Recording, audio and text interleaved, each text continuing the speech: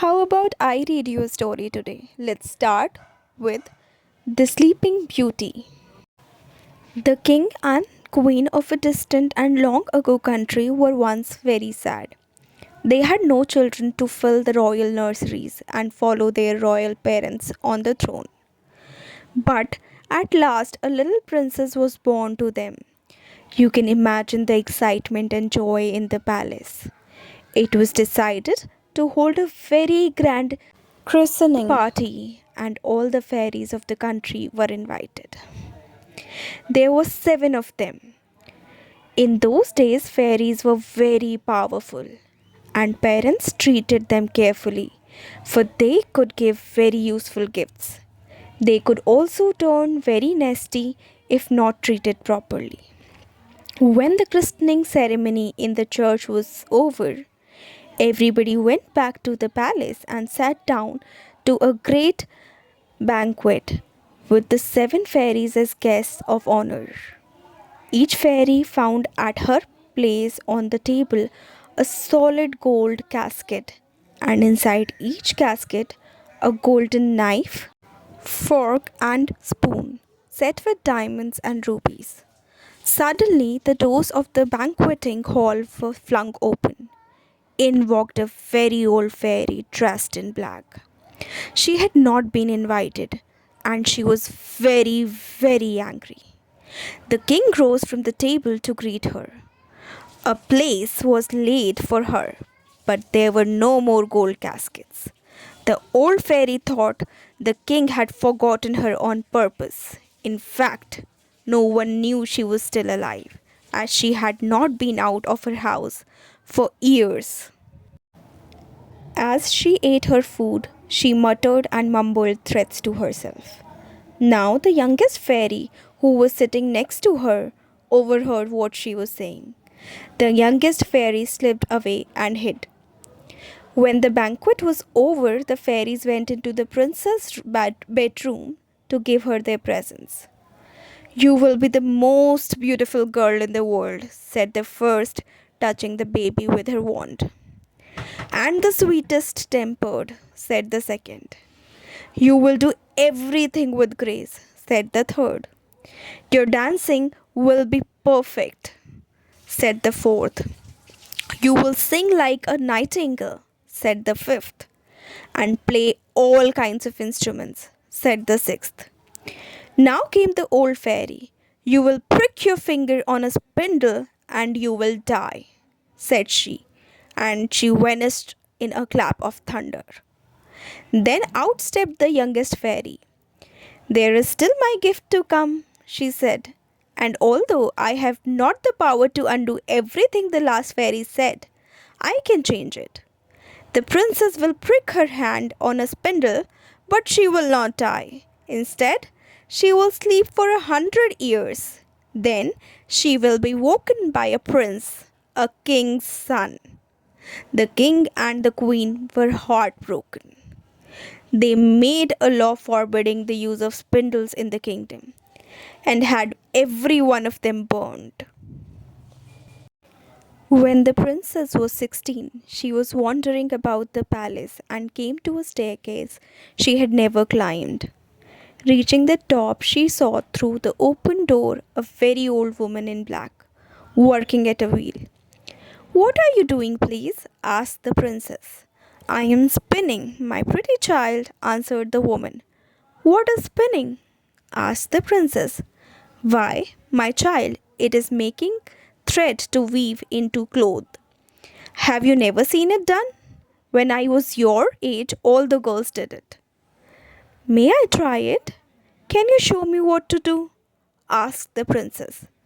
Certainly, my love. Just take the spindle like this, said the old woman, holding it carefully. Now, the princess had not been told about the fairy's presence at her christening, or she would have been more careful. Quickly, she took the spindle. She had never seen one and did not know it had a sharp point at the bottom. And so, partly because she was careless, partly because she was hurried, but also because the fairy had said it would happen, She pricked her finger and fainted. Nothing would revive the princess. They fetched the king. He remembered the fairy's words and realized that now they had come true. The princess was carried into the finest bedroom in the palace, dressed in her best court clothes, and laid upon the bed, which was hung with gold and silver curtains, and had gold and silver pillows and coverings. She lay there as beautiful as an angel, her cheeks delicately flushed, her lips pink as coral, her eyes closed.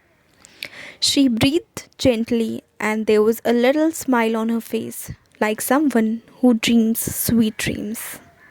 The youngest fairy was away when the accident happened, in a kingdom 12,000 leagues away. As soon as she heard the news, she rode off in the sky. Her starry chariot was drawn by two horses with red wings, and instead of a whip, she held in her hand a magic wand. Within an hour, she arrived at the king's palace. The king himself handed her down from the chariot, for fairy visitors must be welcomed courteously. She approved of all that he had done, but being a thoughtful fairy, she imagined the princess waking up in the palace in 100 years. There would be no one she knew. All her servants would have long since died, and the building would be empty, and she would be all alone, except for a strange prince.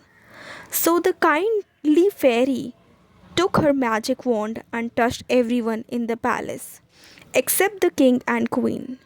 She touched the ladies in waiting, the governess, the officers, the guardsmen in the guardroom, the cook in the kitchen, the housemaids, the scullions, errand boys, grooms, porters, pages, and footmen. She touched all the horses in the stables, the mastiffs in the kennels, even Puff, the princess's little dog, who lay beside her on the bed. The moment she touched them, they fell asleep where they were, sitting or standing. They would wake up the same instant that the princess woke, in 100 years' time. And since they were sure to be hungry in 100 years' time, she touched the fire in the kitchen, the joints on the spits, and the bread in the oven. And as she touched these things, they stopped. The fire stopped burning, the joints roasting, the bread baking. But they too would come to life when the princess woke up and be ready to serve her. All this was done in a moment, for the fairies do not take long over their work. Then the king and queen kissed their dear daughter as she slept and left the palace. Within a quarter of an hour, a great forest of trees had grown up, with bushes and brambles at their feet. They surrounded the palace, and now all that could be seen, and only in the distance, were the tops of the towers. So the good fairy made sure that the princess and all her servants should sleep untroubled by the world until it was time to wake again. At the end of the 100 years, the country was ruled by a different family. One day, the king's son went hunting and seeing several towers in the distance in the middle of a thick forest. He asked what they were. His servants told him the stories they had heard about the mysterious palace. Some said ghosts haunted it. Others said that the local witches held a coven there. Others said it was the home of an ogre who caught and ate children, and he alone was able to push through the deep undergrowth to the castle. An old peasant told the prince, "More than 50 years ago, my father told me that the most beautiful princess lies sleeping in that castle. She is fated to sleep 100 years and to be wakened by a king's son, who will break the spell which holds her." The young prince was excited by this story and convinced that he was the king's son destined to wake the princess. So he immediately set out on this gay adventure and rode off towards the forest surrounding the palace. To his surprise, the tall trees, the brambles, and the undergrowth moved aside to make a path for him, and soon he could see the castle at the end of the long avenue. Looking behind, he saw that the trees were closing in as soon as he passed, and none of his servants had been able to follow. This was unnerving, but as a young and gallant prince is always brave, he continued on his way and soon reached the forecourt of the palace. Silence hung over the castle like death. In the forecourt were death like figures of men and animals. Luckily, the prince was very brave, or he would have run away before he saw that nobody was really dead, only sound asleep where they stood, or sat, or lay. The porters' moustaches moved gently up and down as they breathed in and out, and the paws of the great mastiffs stretched out in the kennels twitched as they dreamed of chasing rabbits. From the forecourt, the prince made his way to the great courtyard, paved in marble, and entered the guard room. The guards were lined up, standing with their rifles on their shoulders and snoring. In the kitchen, the fat cook slept, ladle in hand, with a snoozing pantry boy at her feet. In the courtrooms, the ladies and gentlemen in waiting sat or stood sound asleep. The prince gazed in wonder and fear on all of this. He continued his search. Having gone alone through all the rooms on the ground floor, he decided to explore upstairs. At last, he came to the golden room with gold and silver hangings on the gold and silver bed. And lying in the splendor was the most beautiful girl he had ever seen. Her rosy lips were slightly parted, and there was a faint flush on her soft cheeks. The old peasant had not told the prince how he was to waken the princess, but he did not need the telling. He leant over and kissed her. The princess awoke. She was not at all surprised to see him. She said, "Is that you, dear prince? You have been a long time coming." The prince was delighted with these words and could not think of enough to say to the princess in reply. But he assured her of his love, and she had plenty to say, having had 100 years to dream of their meeting and rehearse their conversation. For the good fairy had made sure she had sweet dreams. They talked and were so enthralled that they did not notice the time.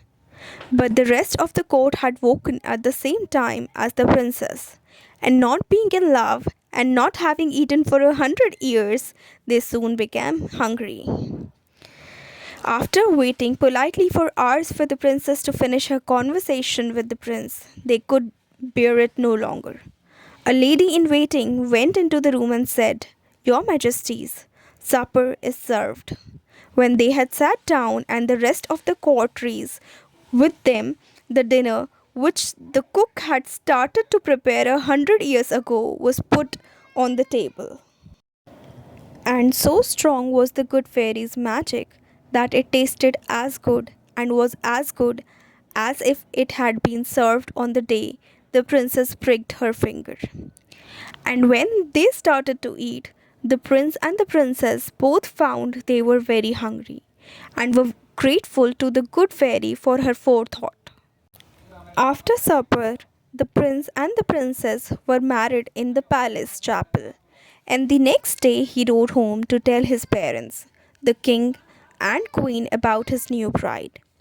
As he left the forecourt, he saw that the forest was gone, and in its place was a green parkland with deer grazing.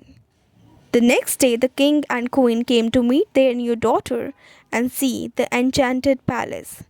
It was a happy meeting, and they all lived happily ever after.